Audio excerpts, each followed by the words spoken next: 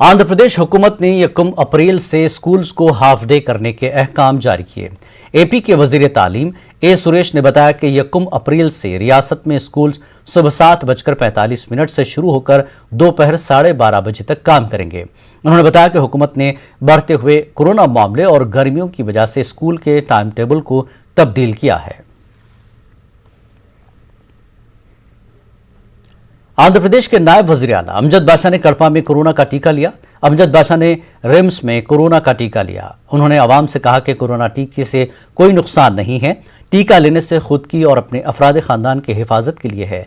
आवाम से बिला खौफ और खदशात के कोरोना का टीका लेने की अपील की।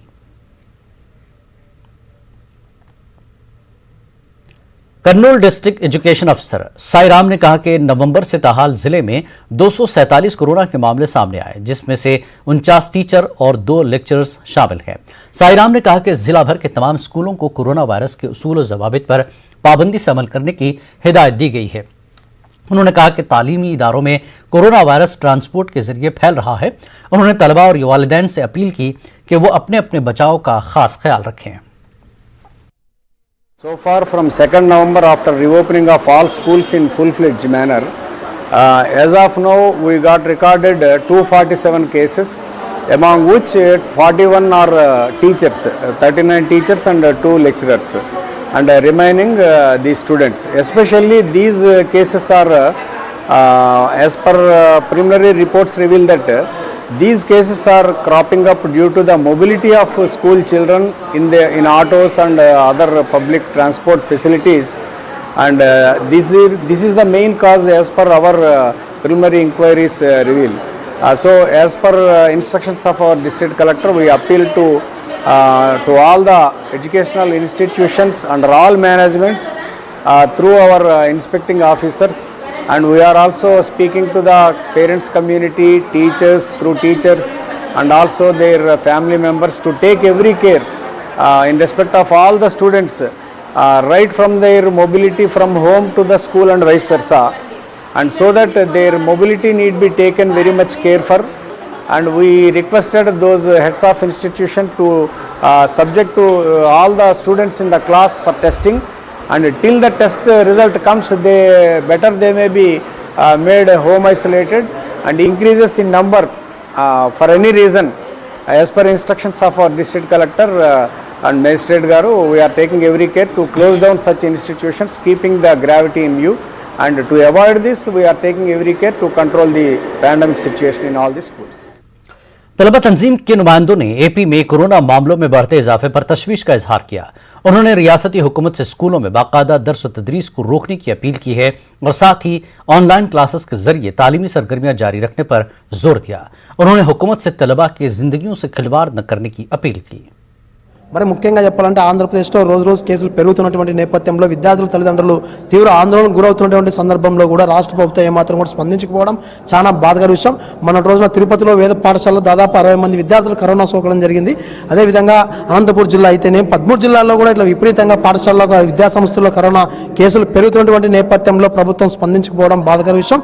కరోనా కేసులు పెరుగుతున్నాయి, కనీసం వీటిని అరికట్టే పద్ధతిలోనో శానిటైజర్ పద్ధతిలో కూడా చేయడం లేకపోవడం జరిగింది. వీటిని అరికట్టలేనటువంటి స్థితిలో ఉన్నటువంటి రాష్ట్ర ప్రభుత్వం ఒకటే ఆలోచించాల్సిన అవసరం ఉంది.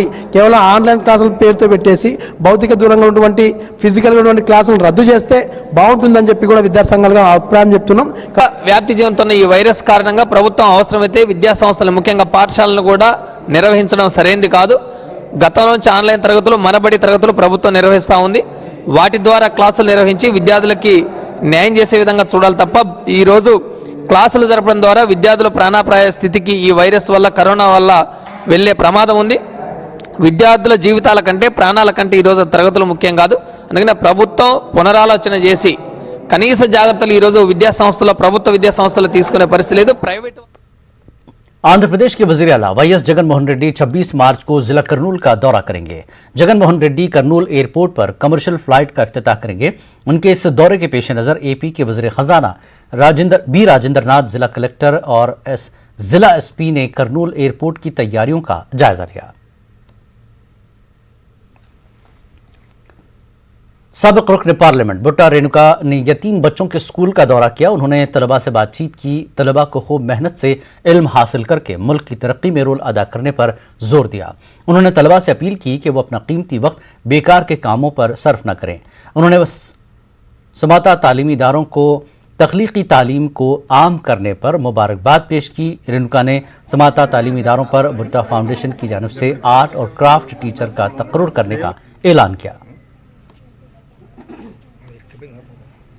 विजयवाड़ा कुंडापल्ली शाह बुखारी दरगाह पर रुकन असेंबली नंदीगामा एम जगन मोहन राव ने हाजिरी दी। दरगाह के मुतवल्ली अल्ताफ रजा ने एमएलए का इस्तकबाल किया। जगन मोहन राव ने दरगाह पर चादर पेश की। उन्होंने बताया कि उन्हें दरगाह से खास अकीदत है। किसी भी काम की शुरुआत पर वो दरगाह पर हाजिरी देते हैं। उन्होंने हालिया पंचायत इलेक्शन और म्यूनसिपल इलेक्शन में पार्टी की कामयाबी पर खुशी का इजहार किया। अल्ताफ रजा ने इस मौके पर खुसूसी दुआ की। जगन मोहन राव के साथ मकामी लीडर रिजवी और दीगर मौजूद थे। ఇక్కడ బాబా గారి ఆశీస్సుల్ని మేము కోరుకోవడం, బాబా గారి ఆశీస్సులతో మేము మొదలుపెట్టిన కార్యక్రమం ఏదైనా సఫలీకృతమైన వెంటనే మళ్ళీ బాబా గారిని కలవడం నందిగామ నియోజకవర్గం నుంచి రివాజుగా ఆనవాయితీగా మారింది. నందిగామ కాన్స్టిట్యున్సీ ఎన్నికలకు ముందు ఇక్కడికి వచ్చి బాబా గారి ఆశీర్వాదం తీసుకోవడం జరిగింది. ఎలక్షన్లో ఏం జరిగిందో మనం చూసాం. అలాగే మున్సిపాలిటీ ఎలక్షన్లో కానీ పంచాయతీ ఎలక్షన్ ముందు కూడా బాబా గారి ఆశీస్సులు తీసుకోవడం జరిగింది. ఎలా సఫలీకృతమైన తర్వాత మళ్ళీ బాబా గారిని కలిసి ఆయనకి కృతజ్ఞతలు తెలియజేయడానికి రావడం. सीआईटीयू लीडर गौस देसाई ने 26 मार्च को ट्रांसपोर्ट एसोसिएशन की जानिब से एक रोजा बंद को कामयाब बनाने की अपील की है। गौस देसाई के मुताबिक सभी ट्रांसपोर्ट कंपनियों से सुबह 6 बजे से शाम 8 बजे तक अपनी गाड़ियों की खिदमत बंद रखने के लिए कहा गया। सभी ट्रांसपोर्ट गोदाम अपने यहाँ एहतजाजी बैनर लगाएंगे। वाज़ेह के ईंधन की कीमतों में इजाफा, किसान मुखालिफ कवानीन के खिलाफ बंद की कॉल दी गई है। मार्च 26 तारीख को पूरे हिंदुस्तान के अंदर नरेंद्र मोदी जो 3 काले कानून लाए हैं रैयतों के खिलाफ, किसानों के खिलाफ, और इसके साथ ही साथ 40 पर 4 लेबर लॉस को रद्द करके 4 लेबर कोड्स को लाया है। ये 2 कानूनों रद्द करना बोल के पूरे किसानों ऑर्गेनाइजेशंस और ट्रेड यूनियन ऑर्गेनाइजेशंस पूरे मिलके मार्च 26 तारीख को बंद का ऐलान किए हैं। पूरा भारत में पूरा बंद का ऐलान करके आने वाले दिनों में जो भी ये काले कानून को रद्द करने के लिए बड़े पैमाने पर एक बड़ा पैगाम लेना बोल के आज तय किए हैं।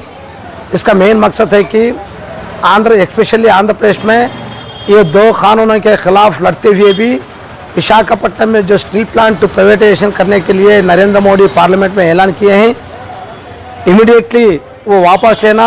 जो भी प्राइवेटाइजेशन करता है विशाखा स्टील प्लांट को उसे वापस लेके आंध्र प्रदेश को जो रोजी रोटी देने वाली वो एक बेहतरीन फैक्ट्री है उसको कायम रखना बोल के हम डिमांड करते हैं।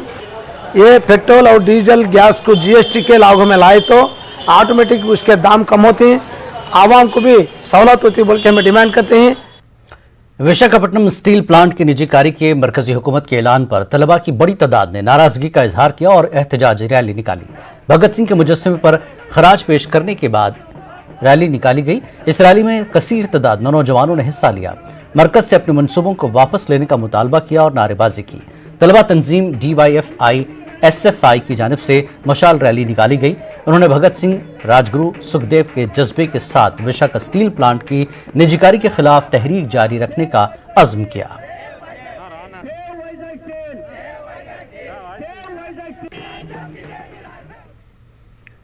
आंध्र प्रदेश और तेलंगाना की सरहदी चेक पोस्ट पर AP स्टील इन्फोर्समेंट ब्यूरो की जानिब से गाड़ियों की चेकिंग के दौरान बगैर बिल के 13 किलो चांदी मुंतकिल करने का मामला सामने आया। हुकाम ने बताया कि हैदराबाद से नंदियाल चांदी बिना किसी दस्तावेजात के मुंतकिल की जा रही थी। स्पेशल इन्फोर्समेंट ब्यूरो ने चांदी के जेवर को जब्त करके पुलिस के हवाले किया। पुलिस ने मामला दर्ज कर लिया है, जांच जारी है।